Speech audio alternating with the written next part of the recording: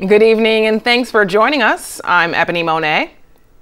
On the heels of a takeover battle with Broadcom and promises to raise earnings, Qualcomm has announced it will lay off employees.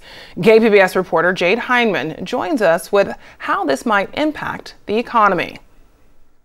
As cell phone sales slow down and the tariff dispute with China heats up, Qualcomm is left trying to reduce cost, and it could mean a startup boom in San Diego.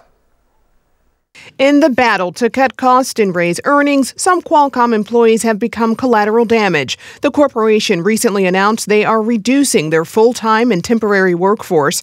SDSU professor of finance, Dr. Nikhil Varaya, has been following the company closely. So in order to raise earnings, you have to do one of two things: either increase revenues or reduce costs, or do both.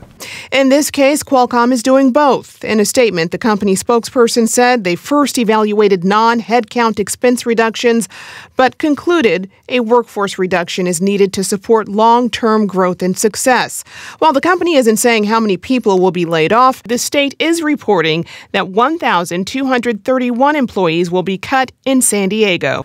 On the other hand, some of them might decide to start companies because they don't want to leave this area, and there may not be similar opportunities like Qualcomm for them.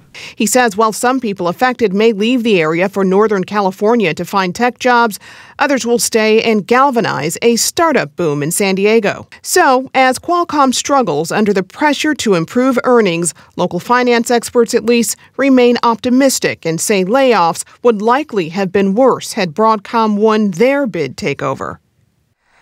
And Qualcomm says they have offered affected employee severance packages to ease the transition. Jade Hindman, KPBS News.